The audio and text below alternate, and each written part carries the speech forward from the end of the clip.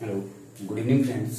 आज हम बात करते हैं हाइब्रिडाइजेशन के बारे में। किसके बारे में? हाइब्रिडाइजेशन के बारे में। तो हाइब्रिडाइजेशन किसी भी एटम में कौन सा, मतलब किसी भी ऑर्गेनिक या इनऑर्गेनिक कंपाउंड में कौन सा हाइब्रिडाइजेशन पाया जाता है, ये हम कैसे डिफाइन करते हैं, इस बारे में आज हम चर्चा करेंगे। तो उसके लिए जो है ये फार्मूला दिया जाता है, जिससे हम हाइब्रिडाइजेशन नंबर यानी कि एचओ का निकालते हैं। फार्मूला क्या था? S+1/2 G minus V plus minus C। ठीक है, यहाँ पे S क्या है हमारा? Surrounding atom. सराउंडिंग एटम्स क्या होते हैं? वे जैसे कोई भी एलिमेंट है, सपोज दैट हम Cl लेते हैं, CH4 ले लिया, तो CH4 में ये हाइड्रोजन एटम है। क्या है? हाइड्रोजन एटम, जो क्या होता है कार्बन के चारों ओर लगे होते हैं। तो इन एटम्स को हम क्या बोल देते हैं? Surrounding atom. इनके जितने नंबर होंगे उसे हम क्या बोलेंगे? सराउंडिंग एटम्स बोलते हैं। ठीक है, उसके बाद हम बोलेंगे ग्रुप एटम और सेंट्रल एटम। तो सेंट्रल एटम हमारा क्या होगा? ये होगा। और सेंट्रल एटम को हम पहचानेंगे कैसे? सबसे पहले बड़ी बात तो ये आ जाती है कि अगर हमें कोई भी सेंट्रल एटम दिया गया है तो हम उसे पहचानते हैं कैसे? जैसे CH4 में हम ये C कैसे कह दें कि सेंट्रल एटम है। तो सेंट्रल एटम में हम एक चीज याद रखेंगे, सेंट्रल एटम की जो साइज होगी, क्या होगी? सेंट्रल एटम की जो साइज होगी वो सराउंडिंग एटम से हमेशा ज्यादा होगी। क्योंकि सेंट्रल एटम्स के पास नंबर ऑफ इलेक्ट्रॉन्स क्या होंगे? ज्यादा होंगे। ठीक है, जैसे हाइड्रोजन की हम बात करते हैं तो हाइड्रोजन के पास एक ही सेल होती है, और कार्बन की हम जब बात करते हैं तो 2,4 लिखते हैं, तो इसके पास 2 सेल हैं, यानी कि साइज ऑफ कार्बन की क्या है? ज्यादा है। ठीक है, जब साइज ऑफ कार्बन की ज्यादा है तो यहाँ पे सेंट्रल एटम हमारा कौन सा हो जाएगा? कार्बन हो जाएगा। ठीक है, अब उसके बाद बात करते हैं जी की बात हो गई। जी के बाद हम वी यानी कि वैलेंसी। तो यहाँ पे वैलेंसी ऑफ हम लिख देते हैं valency of central atom. Central atom. ठीक है, हम क्या करेंगे? यहाँ पे वैलेंसी निकालेंगे सेंट्रल एटम की। तो सेंट्रल एटम की वैलेंसी हम कैसे पता करेंगे? वैलेंसी पता करने के लिए सिंपल बात कि वो कितने इलेक्ट्रॉन गेन कर रहा है या डोनेट कर रहा है।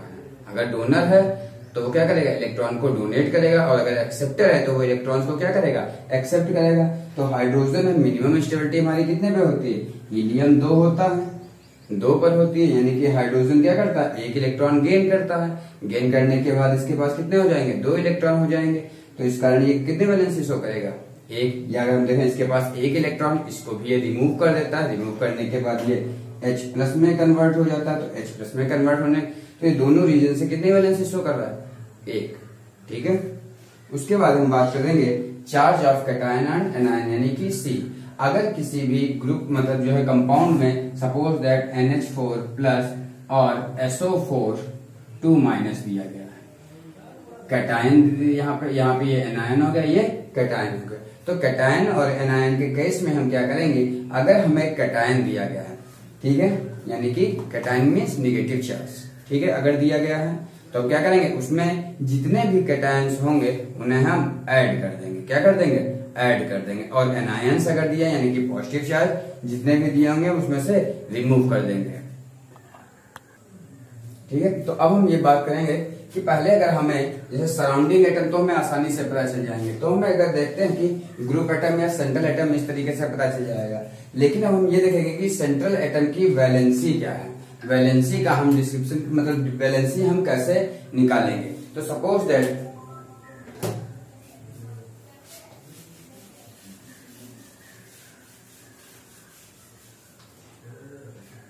हम देखेंगे कि मेनली 13, 14, 15, 16 इस यहां से लिखते हैं 13, 14, 15, 16, 17, 18। ये जो ग्रुप होते हैं हमारे, ये या सेंट्रल एटम और जो है क्या बोलते हैं? सराउंडिंग एटम्स में मेनली पाए जाते हैं। अब 13 में हमारा कौन सा होता है? यहां से हम स्टार्ट करते हैं boron, aluminium, gallium, indium, thallium. ठीक है, बोरान, एल्यूमिनियम, गैलियम, इंडियम और थैलियम। फिर इसके बाद आ जाओ कार्बन, सिलिकॉन, जर्मेनियम, टिन और लेड। ये एलिमेंट्स होते हैं। यहाँ पे हमारे कौन से होते हैं? उसके बाद कार्बन के बाद नाइट्रोजन, फास्फोरस, आर्सेनिक, एंटीमनी और बिस्मथ, ठीक है। Oxygen, sulphur, selenium, tellurium and polonium सभी 16 ग्रुप में होते हैं। 17 में फ्लोरीन, क्लोरीन, ब्रोमीन, आयोडीन और एक्टिनम या एक्टिटियम होता है।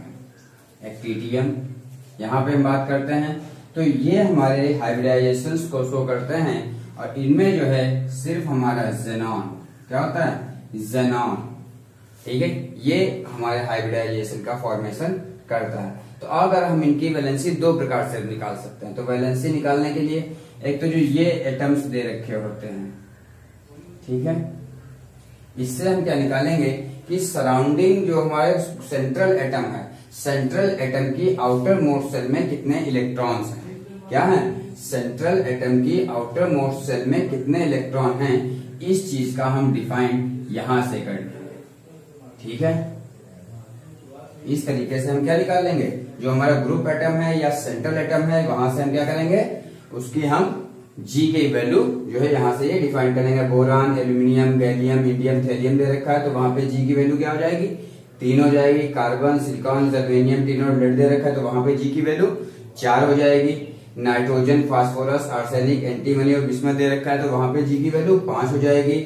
ऑक्सीजन, सल्फर, सेलुरियम, टेलुरियम और पोलोनियम दे रखा है तो यहाँ पे वैलेंसी क्या हो जाएगी, सॉरी जी की वैल्यू क्या हो जाएगी, 6 हो जाएगी। और फ्लोरीन, क्लोरीन, ब्रोमीन, आयोडीन और टिटेनियम दे रखा है तो इसलिए यहाँ पे वैल्यू क्या हो जाएगी जी की, 7 हो जाएगी। और अगर ज़ेनॉन दे रखा है तो इसकी वैल्यू क्या हो जाएगी, 8 हो जाएगी, ठीक है।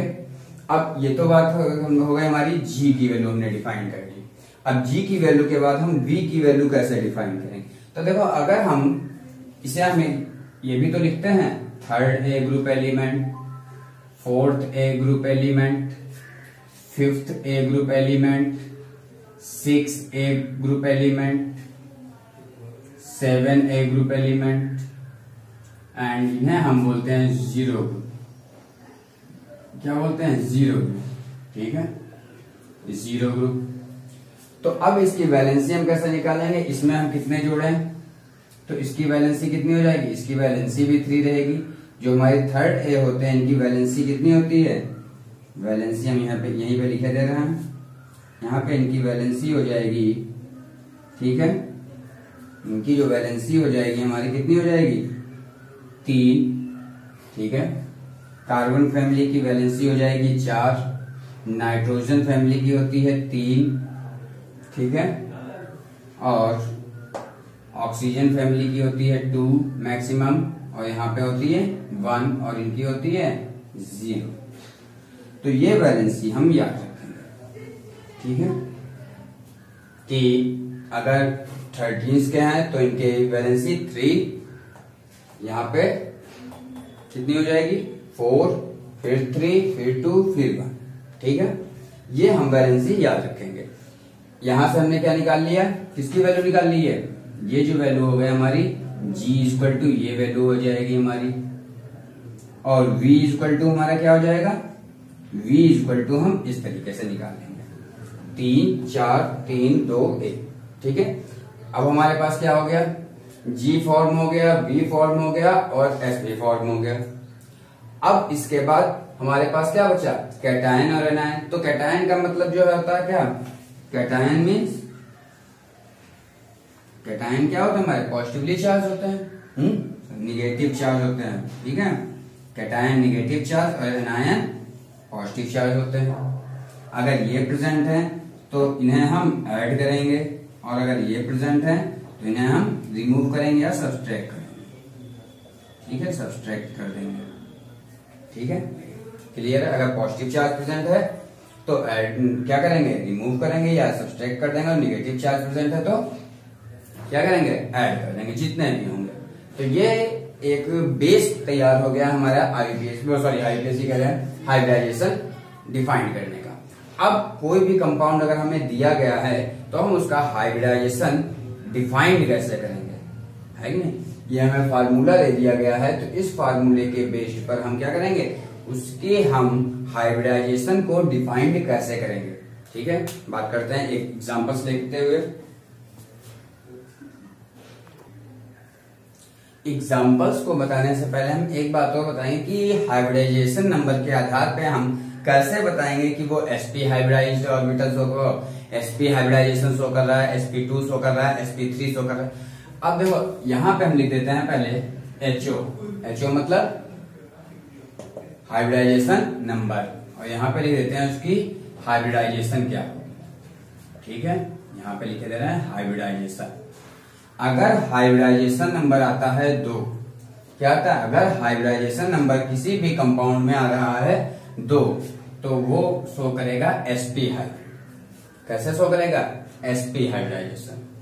अगर नंबर आ रहा है 3, तो वो शो करेगा sp2 हाइब्रिडाइजेशन। अगर नंबर आ रहा है 4, sp3 हाइब्रिडाइजेशन। ठीक है, और dsp2 भी हो सकता है। ठीक है, यहां पे अगर हाइब्रिडाइजेशन नंबर आता है 5, ठीक है, 5 पे वो शो करेगा sp3d।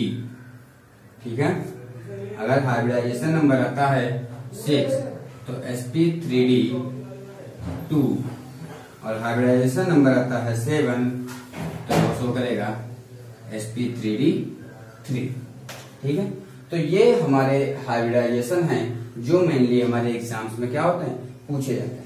तो इस चीज के लिए हमें एक चीज और याद रखें, ठीक है, कि इनकी जो ज्योमेट्री होती है वो मेनली क्या होती है, जो क्या होते हैं, कांस्टेंट ही रहती है। कुछ केसेस ऐसे होते हैं जिनमें लोन पेयर वगैरह प्रेजेंट हो जाता है, तो उनकी जो है ज्योमेट्री क्या हो जाती है, चेंज हो जाती है। क्या हो जाती है, चेंज हो जाती है। ठीक है, तो अगर हम ज्योमेट्री की बात हम बाद में करेंगे, पहले हम हाइब्रिडाइजेशन निकालते कहते हैं, इसी की बात करते हैं। ठीक है, तो अगर अब हमें कोई भी कंपाउंड दे रखा है, क्या कोई भी कंपाउंड अगर हमें दे रखा है, तो हम उसकी हाइब्रिडाइजेशन कैसे निकालेंगे। ठीक है, हम बात करते हैं।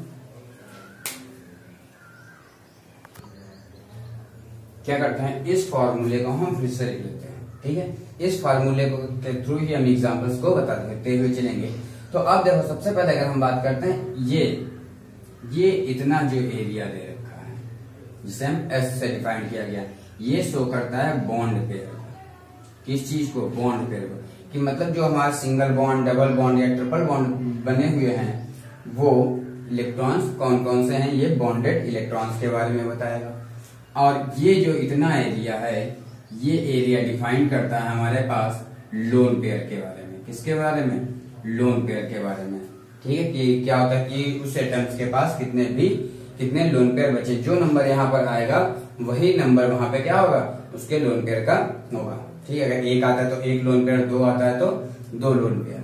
फॉर एग्जाम्पल्स की अब हम बात करते हैं, तो एग्जाम्पल जैसे हम लेते हैं, सबसे पहले अगर हम बात कर लेते हैं CH4, किसकी बात करते हैं, CH4 की हम बात करते हैं।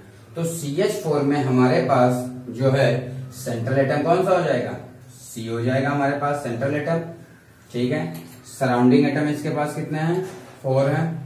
तो यहाँ पे क्या कर देंगे, सराउंडिंग एटम के नीचे S के नीचे हम 4 लिख देंगे। उसके बाद हमारे पास सेंट्रल एटम के बाद जो हमारे पास क्या हो गया, सराउंडिंग एटम्स हो गया। अब इसके बाद हम क्या करेंगे, फार्मूला 1/2, और इसके बाद हम बात करेंगे इसके जो है सेंट्रल एटम। तो सेंट्रल एटम हमारा क्या है, कार्बन है, और कार्बन की वैलेंसी कितनी होती है, 4 होती है। तो यहाँ पे हम लिखेंगे 4। ठीक है जी गुरु जी।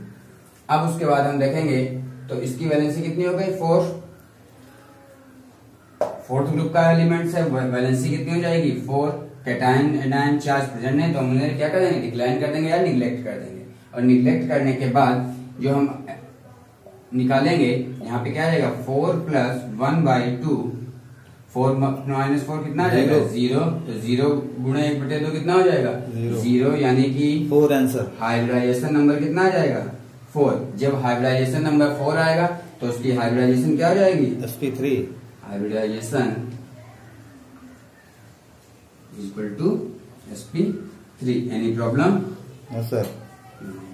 सिंपल है, कोई भी प्रॉब्लम नहीं आनी चाहिए यहाँ पे। अब अगर हम देखते हैं नेक्स्ट एग्जांपल, नेक्स्ट एग्जांपल में हम ले रहे हैं अमोनिया। क्या करते हैं? अमोनिया। तो अमोनिया की अगर हम बात करते हैं तो अमोनिया में कितने हमारे पास सराउंडिंग एटम है? 3। HO इक्वल टू 3 प्लस 1/2 क्या हो जाएगा? 1/2। ठीक है। नाइट्रोजन की वैलेंसी कितनी होती है? पहले नाइट्रोजन की हम बात करेंगे। नाइट्रोजन की अगर हम बात करते हैं तो नाइट्रोजन की आउटर मोस्ट शेल में कितने इलेक्ट्रॉन होते हैं? 5 माइनस, ठीक है, 3 into 1 कर सकते हैं, या इसकी भी वैलेंसी को हम कर सकते हैं। यहाँ पे ये जो G है ये हम क्या कर सकते हैं? हाइड्रोजन की भी वैलेंसी है, जो हमारे क्या बोलते हैं सराउंडेड एटम होते हैं, उनकी भी वैलेंसी से भी हम काउंट कर सकते हैं। ठीक, चलो इन्हीं से हम निकाल लेते हैं। तो इन्हीं से हम निकालेंगे कितने हाइड्रोजन एटम जुड़े हुए हैं? 3। एक हाइड्रोजन की वैलेंसी कितनी होती है? 1, तो 3 हाइड्रोजन की कितनी हो जाएगी? 3। ठीक है। अब इसके बाद हम क्या करेंगे? HO equal to 3 plus 1/2 into 2, तो 2 इंटू 2 कितना आ जाएगा? 3 प्लस 1। तो यहाँ पे जो 1 बचा है, 1 बचने का मतलब है कि इस कंपाउंड का जो सेंट्रल एटम है उसके पास एक लोन पेयर बचा हुआ है, यानी कि टोटल कितना आ जाएगा? हाइब्रिडाइजेशन नंबर कितना आया? 4। जब हाइब्रिडाइजेशन नंबर आया 4 तो हाइब्रिडाइजेशन कौन सी हो जाएगी? sp3। क्लियर है? ठीक है। नेक्स्ट एग्जांपल हम लेते हैं।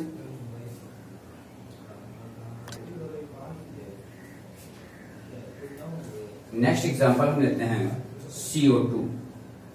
क्या करते हैं? नेक्स्ट एग्जांपल हमारा है CO2। ठीक है। अब बात करते हैं CO2 में। तो CO2 में अगर हम बात करेंगे, ठीक है, तो यहां से हम क्या निकालते हैं? S की वैल्यू कितनी हो जाएगी? कितने हैं यहाँ पे? कितनी संख्या लिखी हुई है? 2 लिखी हुई है, तो यहाँ पे आ जाएगी 2। ठीक है। उसके बाद 1/2 कार्बन की वैलेंसी 4, या कह लो आउटर मोस्ट शेल में कितने इलेक्ट्रॉन होते हैं? 4 होते हैं। ऑक्सीजन की वैलेंसी मैंने नीचे कितने दिखाई थी? ऑक्सीजन ग्रुप की 2 होती है, कितने हैं? 2 हैं, तो 2 - 2 इक्वल टू 4। तो 4 में से 4 जाएगा, कितना हो जाएगा? 0। और जब हो जाएगा 0 तो 1/2 इंटू 0 इक्वल टू क्या हो जाएगा? 0, यानी कि HO नंबर आ जाएगा तुम्हारा 2। और जब HO नंबर आ गया तुम्हारा 2 तो हाइब्रिडाइजेशन हो जाएगी sp। कौन सी हाइब्रिडाइजेशन हो जाएगी? sp hybridization. ठीक है। ये इस तरह से हम आसानी से क्या कर सकते हैं? इसके बाद से अगर हम पूछे लोन पेयर कितने प्रेजेंट है, तो लोन पेयर सेंट्रल एटम के पास कितना है? 0। क्यों? क्योंकि यहाँ पे वैल्यू कितनी आ रही है? 0। नेक्स्ट एग्जांपल की हम बात करते हैं। तो नेक्स्ट एग्जांपल हम लेते हैं BeCl2। कौन से लेते हैं? BeCl2। तो BeCl2 की जब हम बात करेंगे तो Be हमारा क्या हो गया? सेंट्रल एटम, यानी उससे सराउंडिंग एटम कितने हैं? 2 हैं। सराउंडिंग एटम हो गए 2, तो hybridization number equal to 2 plus 1/2। Beryllium है, तो बेरिलियम हमारे कहाँ पाया जाता है? देखो बेरिलियम यहाँ पे होता है lithium, sodium, potassium, rubidium, caesium, francium. यहाँ पे क्या होता है? Beryllium, boron, carbon, sorry, beryllium, magnesium, आगे स्ट्रांसियम,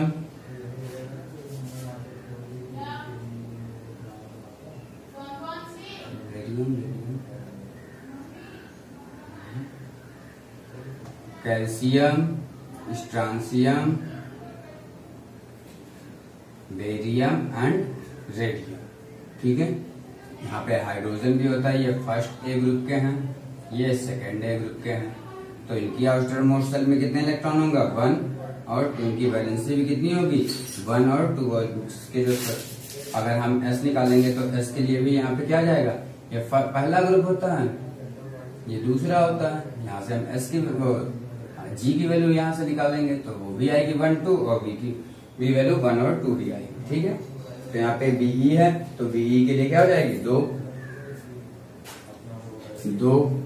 अब क्लोरीन 7th है ग्रुप में है, -1 होगा, तो 1 into 1, 1 + 1 कितना हो जाएंगे? 2, नेगेटिव आयन, नहीं प्रेजेंट है, तो यहाँ पे HO इक्वल टू क्या आ जाएगा 2 प्लस 1/2 इक्वल टू 0, यानी कि HO equal to 2 and HO equal to 2, then hybridization equal to SP। Clear है?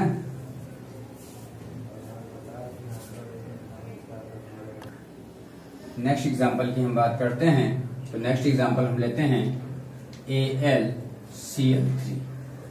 नेक्स्ट एग्जांपल हमारा क्या AlCl3 एल्यूमिनियम क्लोराइड।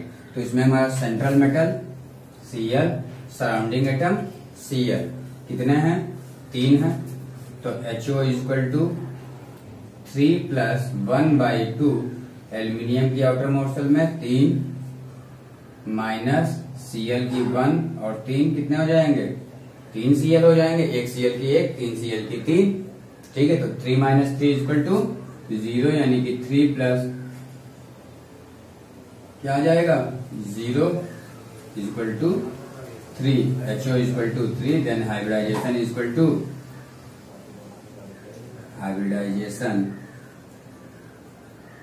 कितना आ जाएगा sp2, ठीक है। यहीं पे अगर हम एक एग्जांपल और लेते हैं, नेक्स्ट एग्जांपल BF3 लेते हैं, ठीक है, या BS3 ले सकते हैं। तो इसके लिए अगर हम निकालेंगे HO इक्वल टू बोरान भी 3 लगे हुए हैं, 3 प्लस 1/2 थर्ड ग्रुप का है, 3 फ्लोरीन है, 1 फ्लोरीन के 1, 3 फ्लोरीन की 3 वैलेंसी हो जाएगी, तो 3 प्लस 1/2 इंटू 0 कर दो, 3 आ जाएगा, HO इक्वल टू 3, यानी कि हाइब्रिडाइजेशन इक्वल टू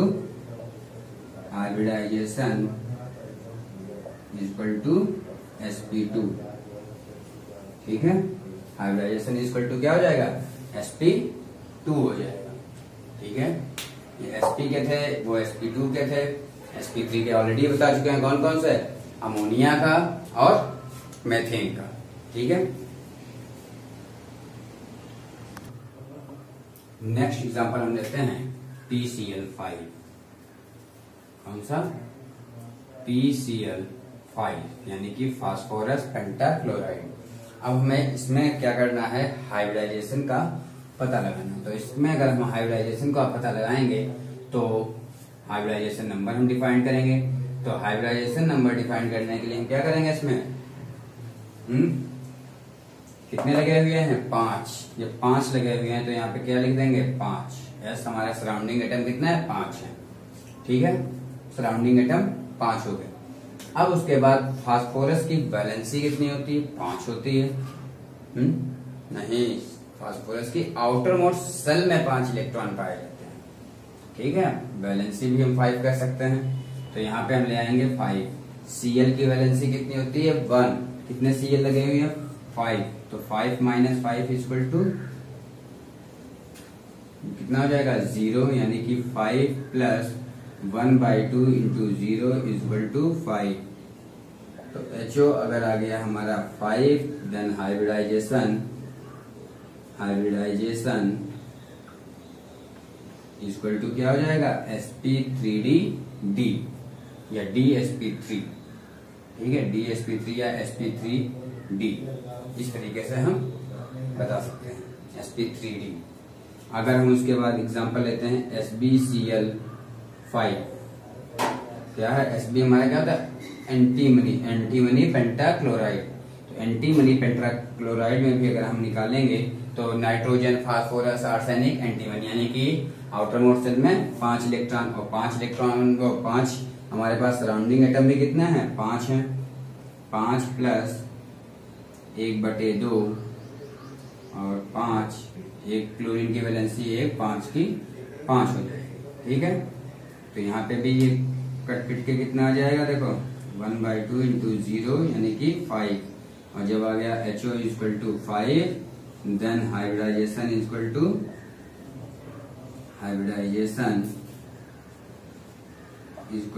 sp3d, ठीक है।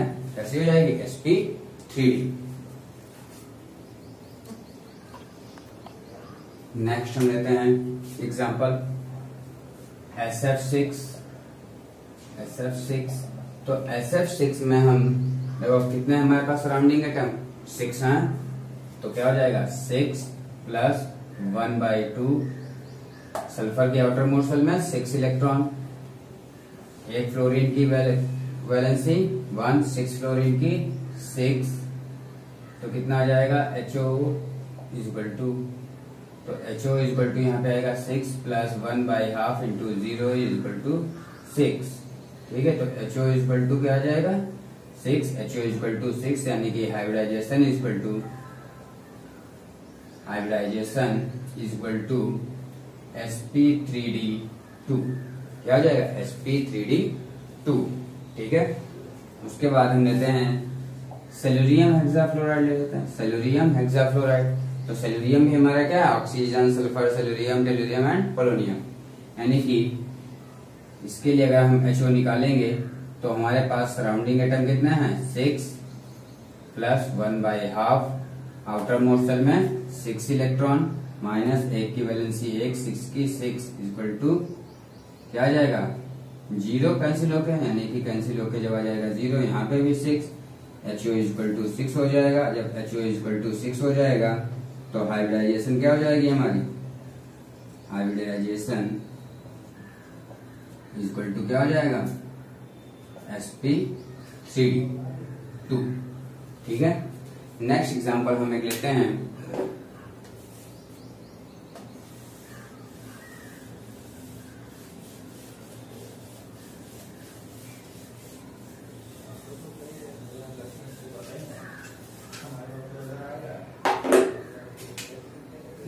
हम ले लेते हैं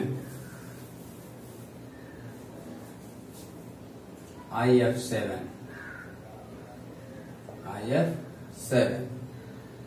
कितने हैं आउटर मोस्ट शेल में, सॉरी सराउंडिंग एटम कितने हैं हमारे पास, S कितने हैं 7 है, यानी कि 7 प्लस 1/2 I की आउटर मोस्ट शेल में 7 इलेक्ट्रॉन्स हो जाएंगे, और एक F की वैलेंसी 1 होती है, 7 की हो जाएगी 7, यानी कि कैंसिल हो गया 0, 7 प्लस 1/2 इंटू 0 इक्वल टू 7, यानी कि HO equal to 7। Then hybridisation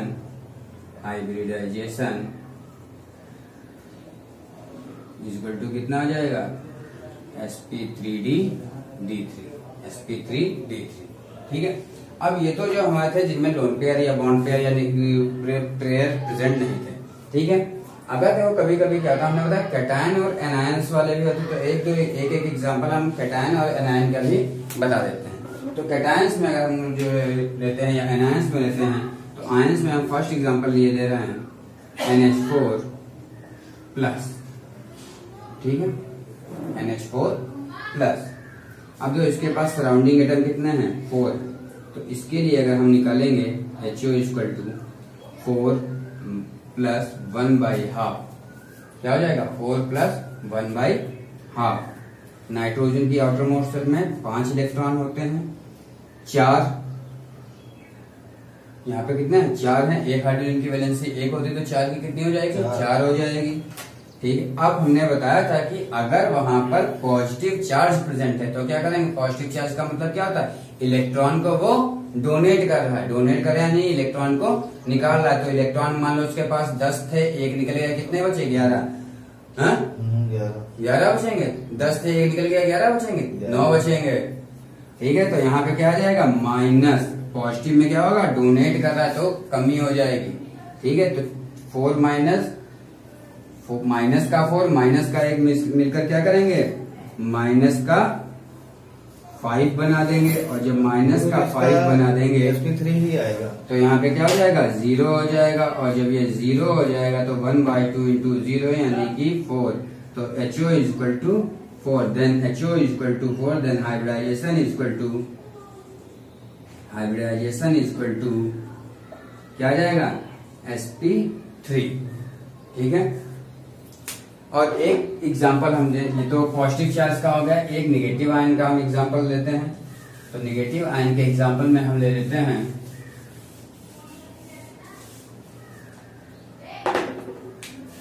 SO4 2- ले लिया हमने। अब इसके लिए अगर हम HO क्या निकालेंगे हाइब्रिडाइजेशन नंबर, तो हमारे पास सराउंडिंग एटम कितने हैं तो 4 है। कितने सराउंडिंग एटम कितने हैं? 4। ठीक है, क्लियर हो गया। अब +1/2 सल्फर की वैलेंसी कितनी होती है, या सल्फर की आउटर मोस्ट सेल में इलेक्ट्रॉन कितने, वैलेंसी रहने दो, सल्फर की आउटर मोस्ट सेल में कितने इलेक्ट्रॉन 6 होते हैं, माइनस ऑक्सीजन की वैलेंसी कितनी होती है 2 और 4 है, तो यहाँ पे क्या लिख देंगे 4 × 2। ठीक है, ये इधर इस तरह से दिखाया जा रहा है। ठीक है, या यहाँ पे हमने क्या कर दिया 8 कर दिया सीधे 8। अब यहाँ पे क्या है 2 निगेटिव चार्ज प्रेजेंट है, और जब 2 निगेटिव चार्ज प्रेजेंट है तो यहाँ पे हम क्या करेंगे +2 कर देंगे। क्या कर देंगे +2 कर देंगे, और जब +2 कर देंगे तो 6 और +2 मिलकर कितने हो जाएंगे 8, और जब ये मिलकर हो जाएंगे 8 तो ये बनाएगा 8 - 8 = 4 + 4 1/2 × 0 यानी कि 4। हाइब्रिडाइजेशन नंबर कितना आ गया 4, और जब हाइब्रिडाइजेशन नंबर 4 आ गया तो हाइब्रिडाइजेशन की इक्कासी हो जाएगी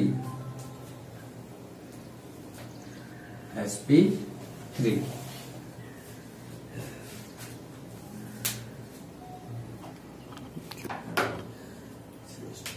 अब देखो जैसे अगर हम लेते हैं CH2 तो ये हम फार्मूले बेस्ड नहीं जाएंगे। क्या करेंगे फार्मूले बेस्ड हम नहीं जाएंगे, ये हम बताएंगे एक शॉर्ट ट्रिक होती है।